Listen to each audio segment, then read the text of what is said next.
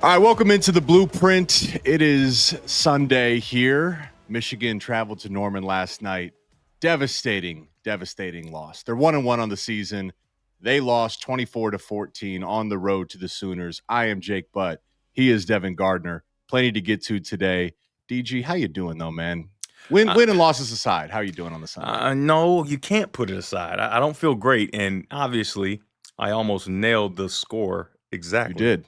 You did. However, I don't want to be right. Like I was wearing my helmet watching the game. Like, come on, man, I have to be wrong about this. But the evidence was pretty clear on watching Oklahoma's film and watching Michigan's film. Even though both teams only play one game, it's kind of there's some things that you don't like, and there are some things that are positive.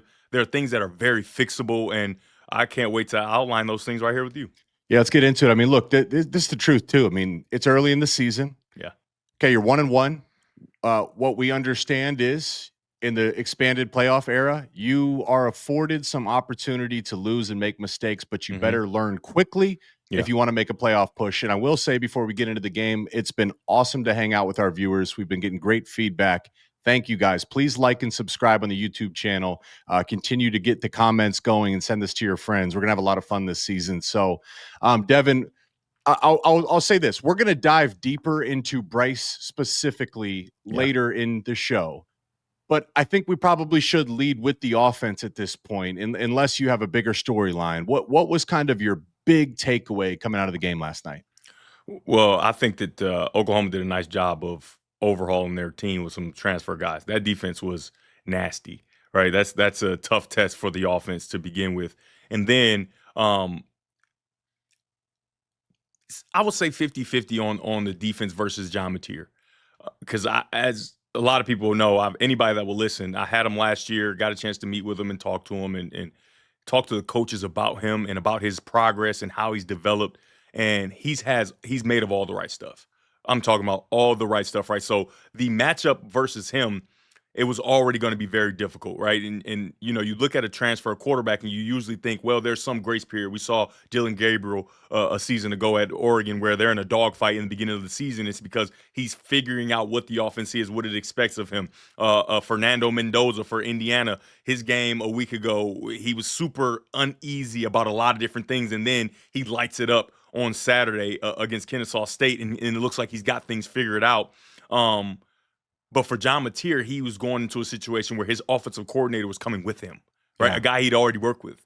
And I will say this. I told some Michigan guys, we probably should go get John Mateer and that coordinator. But, it's on the water under the bridge now. And so it was going to be a very difficult test because of his athletic ability. Every defense struggles with rushing quarterbacks. We've seen Michigan struggle over the years. And it doesn't matter how good you are on defense. When you have a quarterback that is an adequate thrower, and I think that John Mateer is a little bit more than adequate, and a dynamic runner, it makes it very difficult to play defense. And in my opinion, I think our defense did a nice job. I think they did a really nice job because, firstly, they didn't truly know what they would get from John Mateer. They couldn't really put a finger on it. They didn't know the speed, the intensity, the power that he plays with, and the force. But they started to figure it out, and I thought they really did a good job of figuring out how to not maybe stop him, right? Great players, it's hard to stop him, but to slow him down. So I was very encouraged by that because I'm just telling you, you're not going to see too many quarterbacks with the talent and skill set of John Mateer, and I think that bodes well for the defense moving forward. And offensively, we'll talk about. Let me jump in real quick on that though, because I do that's the point here, Dev. I'm completely with you. And this is just what it is with Michigan fans. We are going to overreact to wins and we're going to overreact to losses. And when we lose, it feels like the end of the world is near. And yet, to me, that really is the storyline. You said it. We can give credit to Oklahoma and say they did a great job this offseason. We can give credit to Brent Venables for what he's done rebuilding that program. And there's a lot of similarities to Oklahoma as there was to Michigan. They went out and got their quarterback. They hired the right guy offensively. And then they had a game plan and home field advantage. And Michigan was extremely beat up. The injury report close to the game time, we realized, oh, shoot, we're going to be without a number of key players. On top of that, there was a number of injuries even during the game. So to me, it's like, I just wanted to say that to interrupt you, to put it into context a little bit here. This wasn't like Michigan's at full strength. It's not like this is Bryce Underwood week 10 with a fully healthy Michigan Wolverines team.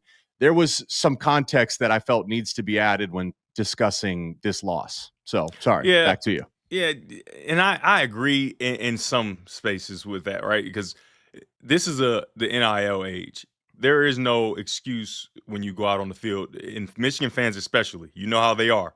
They expect your best product. I don't care who's available. I don't care who's not playing, and so you're held to that standard. Period. Like there is no ifs, ands, or buts about it. But there were some missing pieces, and that's why you pay those coaches all that money, right? You figure Mhm. that out. You try to figure that out, and they just weren't able to figure it out. But in my opinion, with those pieces, whichever pieces were missing, it would have been the same kind of result. I don't think that there would have been a whole bunch more different just because of when you watch the film, there were things that had nothing to do with the guys that were missing, if that makes sense. But for offensively, there are a lot of things to be desired, and I want to go on record saying there are some things being said about who needs to be fired and all these different things.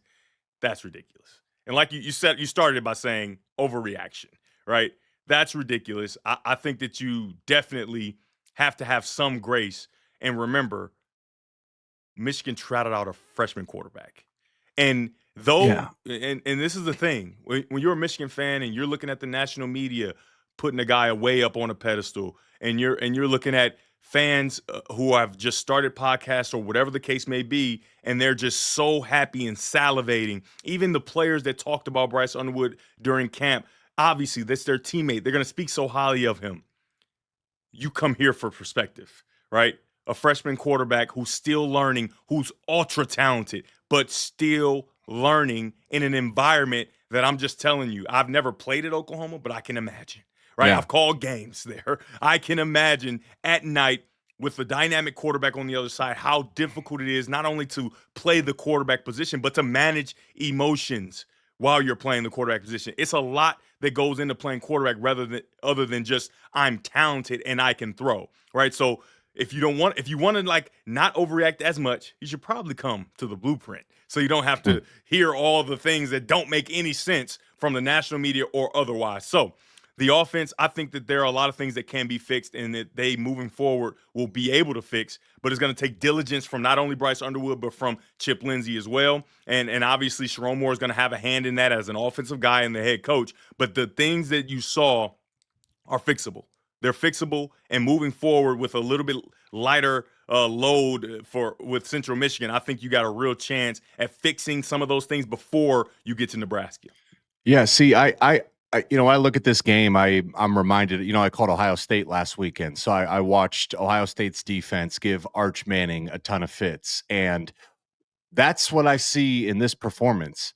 Arch Manning is a talented quarterback that we were told is a Heisman favorite and a first round pick, if not number one overall pick in the draft. Yeah. And yet he was on the road in his first big time start. He started at home against lesser teams last year, on the road in his first big time start.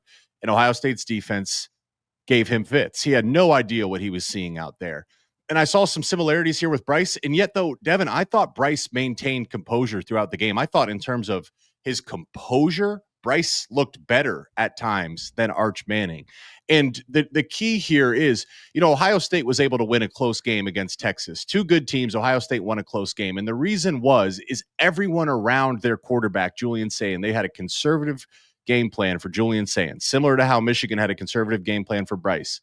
Ohio State was able to win because the defense played perfect. Michigan defense played really well, but they didn't play perfect. Offensively, Ohio State was able to establish the run and get enough yards to win the day. We're going to look at some of the pictures later and realize it wasn't just the quarterback that fell short of that standard. The offensive line wasn't good enough. The run game outside of the big touchdown by Bryce Haynes was not good enough. The perimeter blocking in the screen game was not good enough. And then you add in Giovanni El-Hadi's probably our best offensive lineman. He gets injured and leaves the game. Marlon Klein, we talked about him last show. One of the best weapons on offense and one of the best blocking tight ends did not play. Hogan Hansen is injured. So that's the context here of okay, let's just say Oklahoma, you got us. You got us. Credit to you. But then, Devin, now let's talk about it. What are the areas that need to be fixed? Because we're not going to hit the panic button yet, but let's talk about the areas that need to be fixed. And with that, we're going to step aside for our first break here. And on the other side, we're going to look at some of those areas that need to be fixed. Devin is going to do his quarterback breakdown for some of the specific areas for our quarterback, Bryce Underwood. You guys make sure you hit that like button, subscribe, follow us on all social platforms at The Blueprint UM. We'll see you on the other side. And make another profile and follow us on that one. All right, we're back here on The Blueprint, and Devin Gardner, we are waiting. We need your expertise. We need you to break down what you saw from our guy, Bryce Underwood, last week. And because of that, make sure you guys like and subscribe, because this is what you're really here for. So, Dev, let me give you the floor here. I'm a student. I'm excited what you got to see, what you have to say. Break it down for us. Yeah, so, through the years, obviously, I've done the film breakdowns and tried to help the Michigan fan base, have some resolve, right? Make sure they don't get too high, don't get too low. And that's what we're going to do again here, right? So let's bring up the first photograph, right? So single high. A lot of people know single high. Some football people, some people who aren't quite football geniuses, I guess, maybe don't. Well, single high means you have one safety in the middle of the field, right? And if we move to the next picture, there's the next question that you have to ask yourself. Is it man or is it zone? Right? If it's man, it's one high, it's man to man. That means you have a lot of different options. If it's zone, right, you have to know which areas of the field you want to attack. If it's zone, it will be cover 3, right, which means you'll have 3 defenders in deep thirds. You want to attack those seams in those low flat areas, okay? All right, so if it's man, on the next photograph, you'll see the slot fade, which is what Bryce Underwood threw in this instance. That's exactly where you want to go, right? You got middle safety, and he's rotating. He's not even near where you want to get this ball to. You want to throw this because the slot fade is one of the best, absolute best routes for man-to-man coverage. It's almost indefensible because you have a guy running from inside, running outside, a far way for the defensive back to chase. And you can see in a man scenario, that corner down at the bottom of the screen, he will be attached to that hitch route, right? Move on.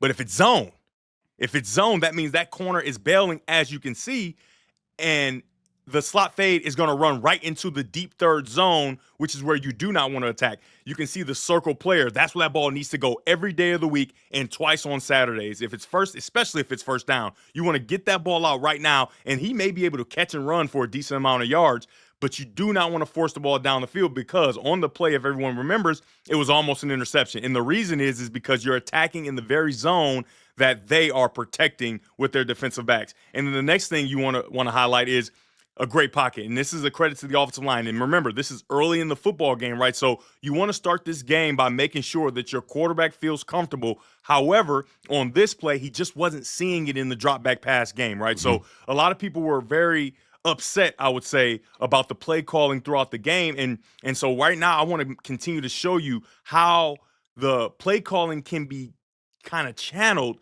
by the way the quarterback is playing, and I'll tell you a story about that a little later, right? So let's move on to the next play. I want to go back, though, real quick, because I do want to interject here. Go back 2 photos, because, and Dev, just correct me if I'm wrong. This is high-level stuff. Well, first off, there's 2 things. Know the down and the distance. So it's 1st and 10. So maybe you don't have an issue taking a shot on 1st and 10. If it was man, that's a low-risk shot, right? But if you're 1st and 10, you have to know the situation. The only cue, this is pretty good disguise here, Dev. The only cue I'm seeing is that bottom corner right above the 0 on the 20-yard line. Yeah. Other than that, is that where his eyes should be in this situation? Because if you look across the board, I could see why he would think it's man-to-man other than that corner. Where should Bryce's eyes have been in this situation? Right, so if it's man-to-man, he actually did a really good job of holding the safety so that he doesn't run over the top to go play it. But by doing that, by assuming it's man-to-man, right, so that's where it comes into play. A young quarterback, you got a pre-snap and then you got a post-snap, right? I'll say it again. Pre-snap and then you got a post-snap. Pre-snap, it may look like man, but post-snap, you have to confirm whether it's man-to-man or zone. And so he got the pre-snap part, right? Pre-snap, the first read is the slot fade. It looks like man-to-man. I'm going to look off this safety and trust that my guy wins and then throw it pretty much blindly. And that's what he did. However, post-snap, it's clearly cover 3, right? It's clearly a zone, and you need to make sure we bang this hitch down at the bottom of the screen. And that's the maturation process that I said early in the first block. these are things that can be fixed. What's telling right? you it's clearly though? Because to me, again, just like I'm a tight end. I'm looking at it. I'm looking at it, and I'm saying I could see why that would look like man to man. Is it just that corner at the Well, bottom? it's a frozen picture. The safety's running to the middle, and the corner is sprinting back, and his eyes are over to the right. Right. Right, So but you if could have single high man or zone. So the safety running to the middle could be of single high course, man or zone. So of I'm course, wondering, and yeah. when you see it, and and you put your eyes out here with these 3 wide receivers, you have to see a corner sprinting back. All right, then Right. your eyes get to the corner. It's very is clear. the If you next. know it's Got it. single high and the read is out here, because everything, whether it's man or zone, everything is going to be out here. Right. He's really not even talking about that other side or thinking about that other side. The play is out here. Right. So if it's man, you're out here. If it's zone, you're out here. However, who are you throwing the football to? Right. So with your eyes holding the safety and then coming out here, you have to see that a corner is sprinting back so far past your fade that you have to throw this short route, even if you have to get to a hitch because you thought you might throw the fade and then you go down to the hitch. Got it. Yep. So you got to be able to see these pictures. And like I said, you're young and you're going to be able, and these are things that can be fixed, right? Because if you get it pre-snap, that's a start, right? Then you got to get it post-snap and understand what's going on and what's happening to you. Got it. Cool. Here we go. Now, same thing, but different, but it's too high. Right. And this is about as clear too high as I've seen. Right. You won't get too many pictures this clear on too high. Right. Too high, 2 safeties. That means the middle is open. And this is what we call cover 2. Right. You got corners down in the flats, protecting the flats. So the area that you want to attack, but you love doing it. Where do you got to get to?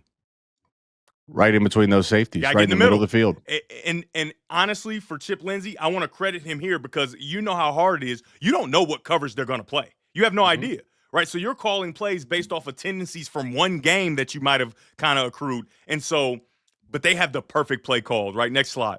You've got Samaj Morgan on a linebacker trying to carry him. Now, for Samaj Morgan or anyone in that position, you have to win, period. There is no question. There is no, oh, that guy's kind of fast or whatever the case may be. You're a wide receiver. You have a linebacker carrying you. You have to beat him to the middle with these very, very wide safeties, and that's the goal to get there. And he does do that, right? But for Bryce Underwood, he didn't recognize it yet, right? And when I watched his eyes, it was hard to see what he was actually looking for. I don't know if he was looking to the flat or what, but when you see 2 high safeties, you've got to know that, especially if we have a play that's designed to get a guy to the middle, that's where we have to get this ball to. The ball should be out right now, allowing Samaj Morgan to run it down.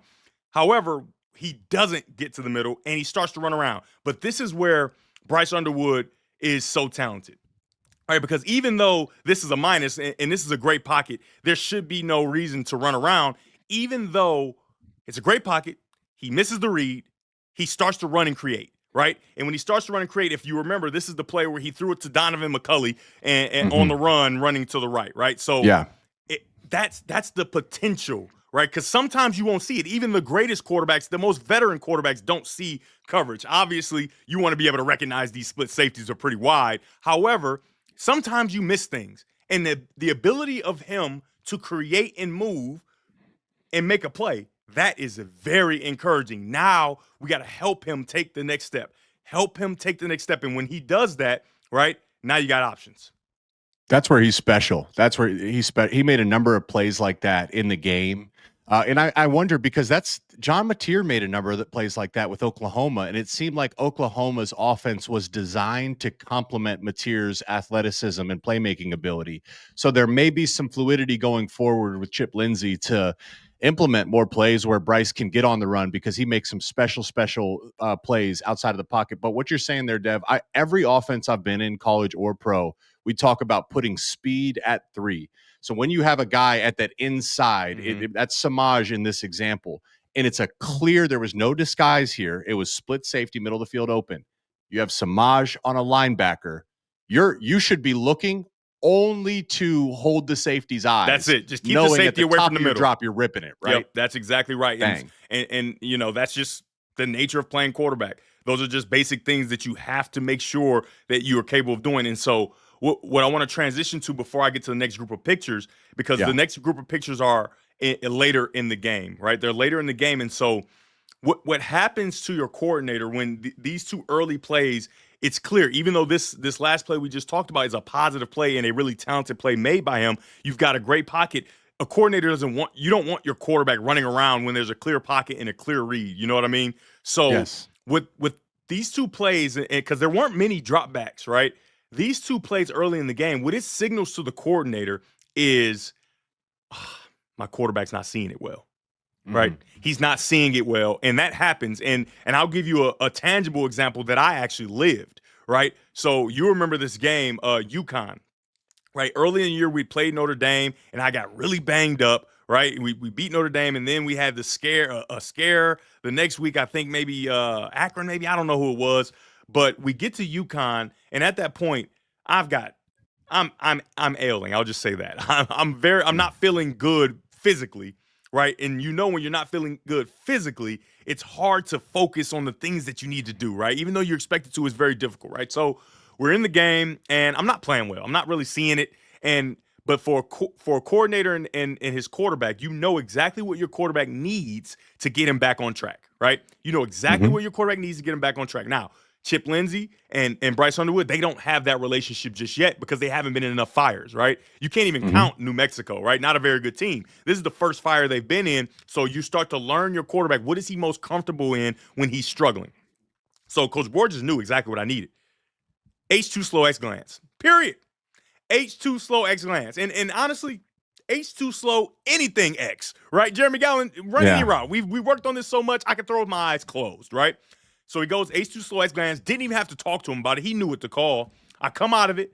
It's open, right? I come off the play action, stick that right foot in the ground. It's wide open. He might score. I don't know. Gallen got ran down a couple times. Never know, right? I skipped the ball off the ground, right? So at that moment, for me, I cannot believe I just missed a throw that I 100% know I can hit every single day of the week and twice on Saturdays. But for the coordinator, he's handcuffed. Right? He's handcuffed. Now, after calling your favorite play that he knows you can hit, we've repped it over and over. I've repped it by myself. I've repped it in front of him. He knows this is my play. Once I miss that one, and miss it badly, I might add, by skipping it off the ground, now the coordinator is handcuffed. And you start to get into a fight or flight type of, hey, we have to not lose this game, right? We can't allow the quarterback to lose this game. So at this point, he has to protect me from myself, right? But he also has to protect the team, right? The team, the defense. You can't put the defense in bad positions because the quarterback isn't seeing it well. And that takes us to the next group of photographs. All right, 3rd and 6. Everybody, I don't know if everybody remembers, but I remember very vividly. 3rd and 6, and next picture you're going to see is zero coverage. You got 7 guys at the line of scrimmage. It's clear. That's about as clear as it's ever going to get. It's zero coverage, right? And what zero coverage means is there's nobody back, right? So you got one-on-ones across the board. However, you're going to need to get the ball out because you're going to have rushers in your face, right? You got to know where this ball can go, but it's so easy to beat because there's so much space to run for wide receivers. And if you remember, there was no pass play called, right? Move on to the next one. Look over here, right? This is a 6'5" wide receiver and a 6 foot defensive back. Let's show the next one. But it's a graduate 6'5" wide receiver, a wide receiver that you gave the coveted number 1 jersey to, right? And on the other side is a true freshman, Guillory, right? This ball has to go there every single day of the week. It has to. Whether it's a go, whether it's a slant, whether it's a square out, I don't care what the route is. The ball has to go to a playmaker versus a freshman versus zero coverage every single time. So the play that was called, I think it's an awful call. However, and everybody else thought so too. Here, you come here for perspective, right? The clips I showed you before and the story I told you, at this point, in my opinion, Chip Lindsey is he's a bit handcuffed. And he's in protect the team and protect my young quarterback mode, right? And in this instance, if he were to call a drop back pass, and maybe Bryce has to hold the ball for whatever reason, you got more guys than you got blocking. Now you get strip sack. Now the confidence of our quarterback is gone. Now the defense is in a bad position if they don't scoop and score. Okay, what if he, in this backed up area, what if he does get the ball out and he just throws an interception or whatever the case may be. Now you also have issues because the defense is in a compromised position again. So he calls an outside zone. And at first glance, I'm like, I hate this call. I hate it. And everybody else hated it. We have a quarterback who is the number one quarterback in the country coming in. Why aren't we throwing the ball on 3rd and 6? Well, that previous knowledge that Chip Lindsey accrued, and I think made him say, hey, listen. And I wouldn't be surprised if Sherrone Moore didn't get on the headset and say, hey, run the ball here. Run the ball here, we'll play defense. Punt the ball away, we'll play defense. And if we get the first down, we get the first down, right? So he calls outside zone, and moving forward, this can be fixed as well, right? You'll be able to trust the quarterback. You'll be able to know that he's seeing it well. You'll be able to have those conversations, and you won't be in a position where you have to run the ball on 3rd and 6 versus a 7-man box and everybody's coming and have essentially just a tackle for loss.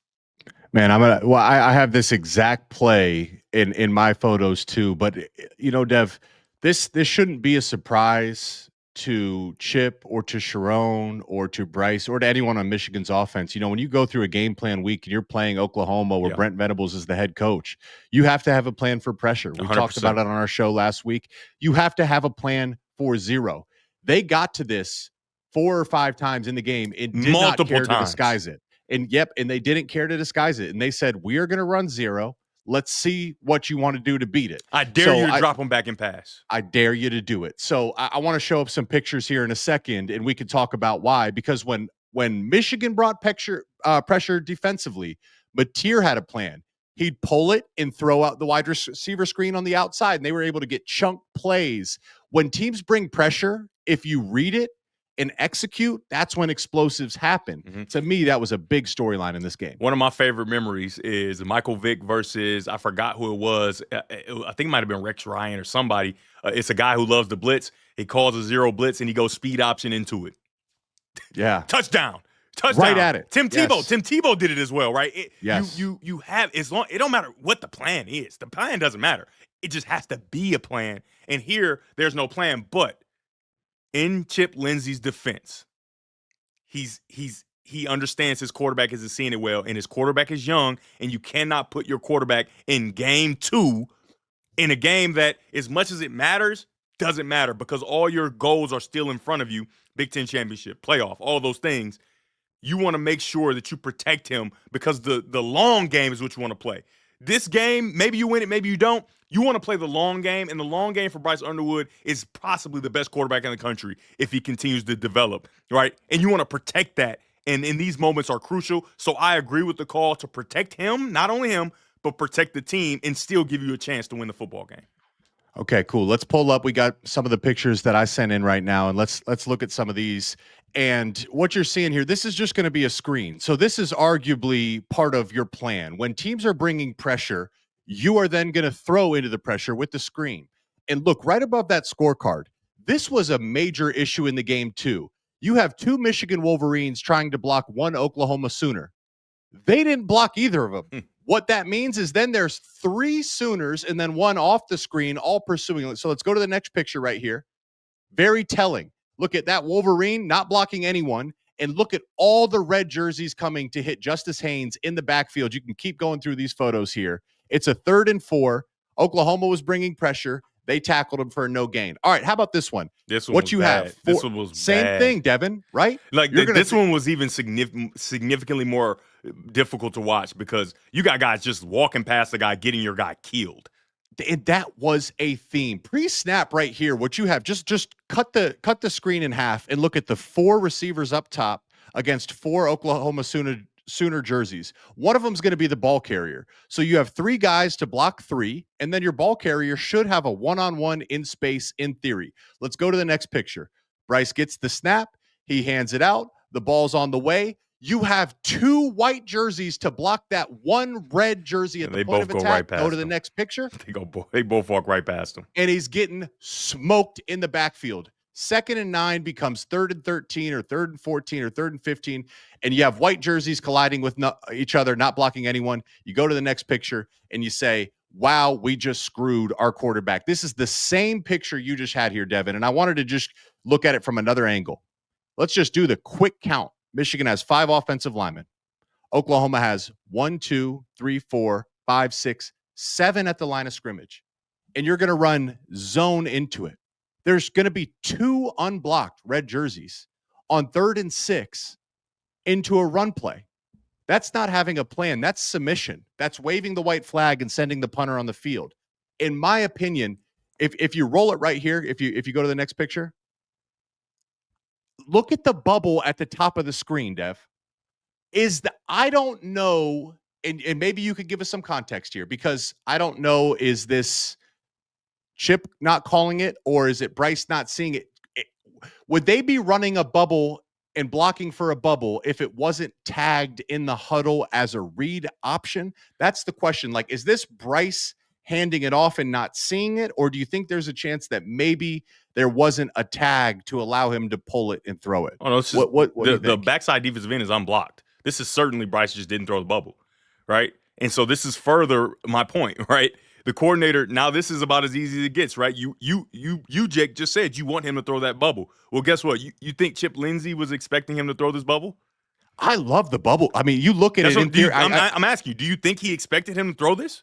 I would say he's sitting there licking his chops saying, throw that bubble. And he doesn't, right? Unless what we just showed you was poor perimeter blocking. So maybe he's in the headset and saying, handed it off because our guys couldn't block on the outside today. That's why I want to show the pictures too. Wow, so I hope he's not doing that. But I don't know. And the ball snapped. Like the ball snapped. There's no way he got in his head right before the snap and said, "Don't throw the bubble." That would be ridiculous. Like if what you're presenting actually happened, now we got issues, right? Yeah. Now we don't have fixable issues, because you can't. A guy that's in the fire playing, you can't tell him before he snaps the football, don't read it. Even though we're not blocking the backside defensive end that you have to control, we are bubbling. Don't do that. Just hand the ball off into a 7-man. No. We're not even going to. I respect Lindsey. I don't know him as much. I've talked with people who know him. I've studied his stuff. I respect him too much for that to be a thing. I hope that's not it. And I'm going to err on the side of that is not what happened. This is a young quarterback where things are moving fast. Jake, I'm telling you, things are moving fast, and he just doesn't recognize it, right? He's just trying not to mess it up. Right? Against zero, you cannot hand it off. There's just no way you cannot hand the ball off against zero pressure here. Well, especially when you have a bubble option. Because if you just look at this screen, I know that they've struggled to block, but right now, Jake, Samaj, I think that's Samaj running the bubble. He has leverage on that inside defender, and you have 2 blockers. This could be an explosive. Jake, I understand that, and everybody understands that. However, you have a young quarterback in an arena that he's never been in. That it's fair to expect him to do that, right? Because I'm sure they practiced it. I'm sure they practiced throwing. Like, it doesn't even have to be zero, right? This is a look that just tells you the bubble is there because you got off defenders and you got 2 guys going to block with a thing called MDM, right? Most dangerous man. However, his head is spinning, man. I showed plays earlier than this where he doesn't recognize that whether it's zone or man. I showed plays where it's clearly cover 2, open middle, and he just couldn't recognize it. Is it because he doesn't understand coverage at all? No, that's not the answer. The answer is he's a young man who is fighting for his life. He's drowning, okay? And this is why in previous episodes I told you the most important person on this team is Chip Lindsey. His ability to protect him, his ability to have him in the right headspace, his ability to make sure that he's not put in compromising positions. However, Bryce Underwood is the guy that's out there on the field, right? And we're not going to just absolve all the blame for him because he's young, but I do understand a young quarterback not being able to recognize these different things, but we can't just put all the blame on Chip Lindsey, right? Right? Mm-hmm. Like I outlined, when the coordinator's handcuffed, I'm not putting all the blame on anyone. I think every person needs to. There's not one person that should stand up and say, "I did my job this week." Everyone should stand up and say, "I need to be better." That would be my takeaway. I like Hausman's day. Hausman played pretty. I'm talking on the offense. Okay, I'm talking on the offense. I'm about to say, there's some defense players out there that can stand up. Hey, I did my part. You know what I mean? But I just want to keep, like I said, perspective. Right, because fans are going to come here and they want to find out what happened. Well, I just outlined some things that happened, and it led to this, which you don't like, Jake. I don't like. Nobody watching liked. We do not want to run the ball on 3rd and 6 to a 7-man pressure with an open bubble and a one-on-one for our wide receiver number 1 down at the bottom of the screen against a true freshman. We don't want that. However, Yeah. what's the most important thing, Jake? What's the long game? Protect your young guy. Yeah. The long game is the most important thing, right? So if we have to sacrifice this game, this single play, and at this point, we're not sacrificing the game. It's second quarter, 7-0, right? Punt this ball away. The defense is going to play great. But it's an opportunity for you to protect your quarterback and make sure that he doesn't make a big mistake where now he feels so down on himself for not only the rest of this game, but now moving forward, either he chooses to press or he chooses to go in the tank and his talent cannot shine through, right? Yeah. I'm not going to say Chip Lindsey did a masterful job in the game. However, I think he did the best he could with what was presented, right? And I think Bryce Underwood did the best he could. And those are the things that they need to figure out. All these things that we're outlining, they can figure them out together and not let the outside noise come in of who needs to get fired, who needs to whatever. They can look at the film and say, man, I could have did a better job there. And this is Chip Lindsey speaking. I could have did a better job of putting you in a better position. Oh, wide receivers. I could have did a better job of blocking. Oh, I could have made that play for Bryce. Oh, Bryce, I could have recognized that coverage a little quicker and get you the football. Oh, I could have not pulled this and thrown it to an RPO when there was no RPO tag. I should have probably handed this ball off, and they figure that thing out together. I think I got one more play just to hammer this point home because it's the same look, and this is just for the viewers. You guys are going to see this next week. You're going to see it throughout the season. Highlighted this guy because it's going to be the exact same thing, Devin. And again, I'm asking you to confirm what I'm seeing as a quarterback. As soon as this guy comes, you have two players up top for two players. And as soon as this guy comes, it messes up with the math because you have 5 linemen and 1 tight end equals 6 to block 1, 2, 3, 4, 5, 6 linebacker. And that then 7th guy safety. comes, messes up your numbers. So we'll go to the next screen. As soon as this should be a pull, he's staring right at it. You have a great block on the point man right there. Pull that and throw the screen, and you have a one-on-one with green grass. Right? I'm hitting the same theme. Should he have pulled that again? Are you seeing the same thing? Certainly, it's no question. But okay, and obviously we've hammered this point home, and I want to transition to a quarterback I just covered this past week, Fernando Mendoza. I can tell you right now. His game a week ago against Old Dominion University, awful. His ability to recognize what footwork goes with which throw, his ability to hit those throws a lot of times, his feet and eyes being tied together and making plays, sometimes in the RPO pulling it when it probably should have been a give. All those things were present against Old Dominion University, and he went back to work. And when I talked to the coaching staff for Indiana, they said, listen, he has been in here tirelessly figuring all these things out. Not in the building just throwing, right? He's in the building figuring out what do I need to do to make sure that I'm the best for this football team. Footwork, all these different things. This isn't 7-on-7, right? Comes into the game. I had my questions. Jake, flawless. And now it was Kennesaw State. And as much as people are going to say that's lower competition, they're a good football team. Defensively, they play fast. But it was the footwork and the different things that he did with his feet to make sure it marries to the concepts that was so impressive. So it can be done.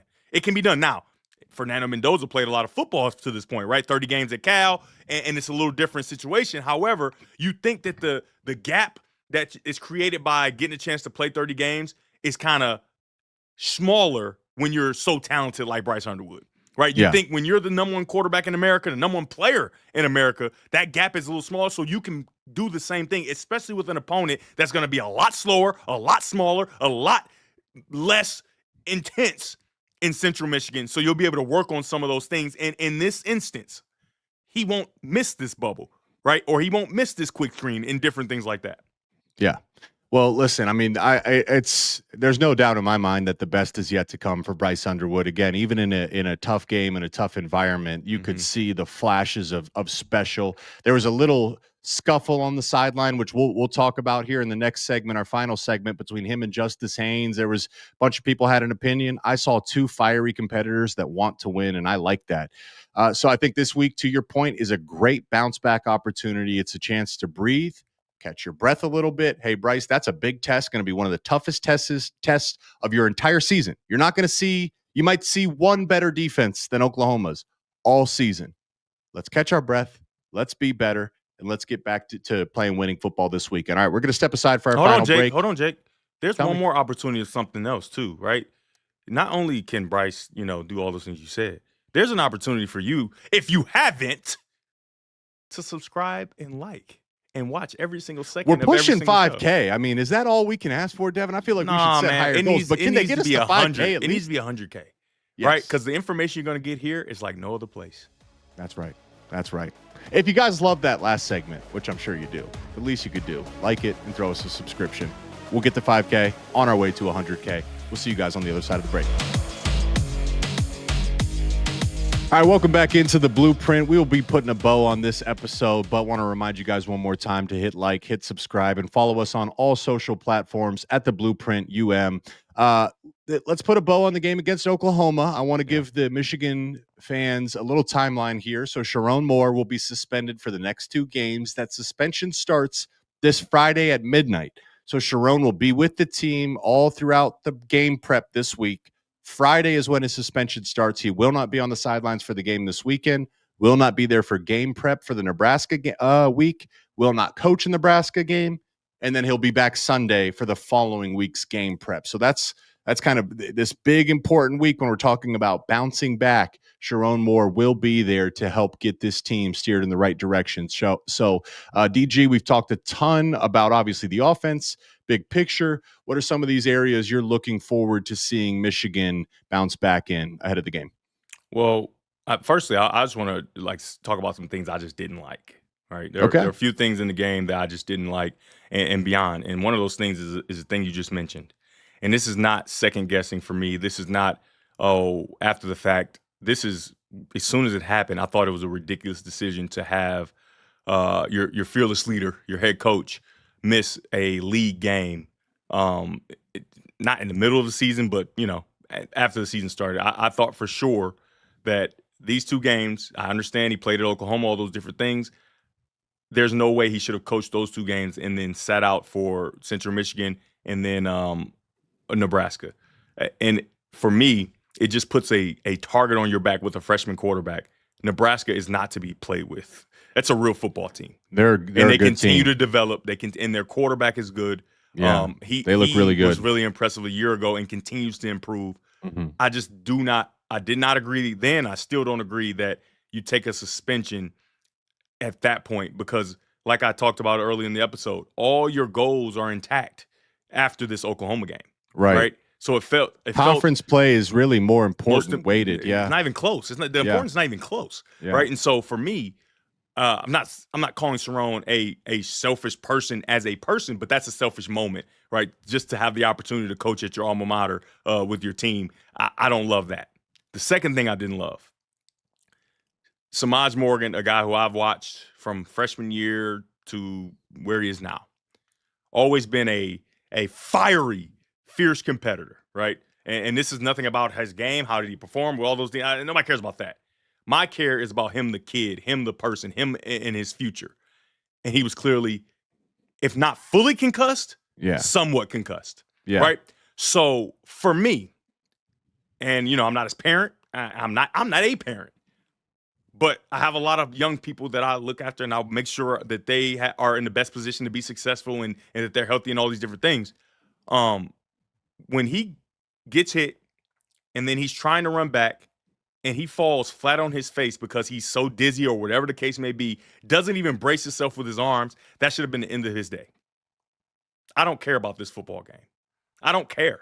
And as he should, like I would and like you would, he probably fought and cussed and yelled and screamed and said, listen, I'm going back in the game. And that's where cooler heads and adults have to prevail. Yeah. There's no chance that he should have been back in that game. And that was extremely, extremely disappointing. Extremely disappointing as a person that is now a fan and alumni, all these things. I could not believe that on the very next drive, he tried it back out there after falling down as he's trying to jog off the field. The replay was tough to watch. It's a concussion, because if you fall down, Jake, are you just going to let your face hit the ground, or are you going to put your hand out? Yeah. Didn't even put his hands out, right? Just falls flat on his face. And, obviously maybe it should have been a late hit call, whatever the case may be. The fact of the matter is the kid is not in a space to compete in a contact sport as violent as the one that he's about to compete in. And he should be able to fight for his life to get back in the game. And everyone say, listen, will need you throughout this year, and your future is much more important. Hated that, and I will never be okay with that. Yeah, that was tough to watch, and I agree with you. You know, just for the person, I had a ton of injuries in my career. Thankfully, they were my knees because the concussions are not something to mess around with. It's not something you play with. No, and I'll put a bow on it with this. You know, go X's and O's fundamentally. Defense didn't tackle well enough. Dominic Zavada, the kicker, you're really one of the best players on the team. We don't expect you to be perfect, but we need to hit the chip shots in the biggest moments. And I'll end the show with this, Devin. You know, this is what it's like when you're a player at Michigan. You're going to be held to the highest standard. That's part of the reason in the allure of why you choose to play there. We're not going to be the only show to watch the film and say, guys, but we're going to point it out from the experience of a player of where they fell short of the standard. But what football is, you have another opportunity this weekend, and you have a week full of practice to get back to performing at the level that these guys are capable of. I'm looking forward to Michigan traveling back to Ann Arbor, getting back into the game prep, and then going and reminding us of what they're capable of this weekend. Well, you'll be on the game, so I'm really excited for you. You get a chance put on to a show. Put on a show so I can. They gotta put on a show with you in the booth, man, right? And you get a chance to go through the prep and see even deeper, right? Even deeper what can be done to help make this program reach the standard even quicker than anybody expected. And so I'm excited for you to get that opportunity. And guess what? Who else will be on the Michigan game and then have a show that comes out on the next Thursday? It's going to be great. Why are you not subscribed? Why are you not following? Just doesn't make sense. That's not a good decision maker. It's not. Sorry. We're giving you guys every reason. There's an infinite reasons. So subscribe. DG, man, awesome to see you. Appreciate the breakdown and all the insight you bring to the show. We appreciate you guys tuning in. As DG just said, we'll see you next week on The Blueprint.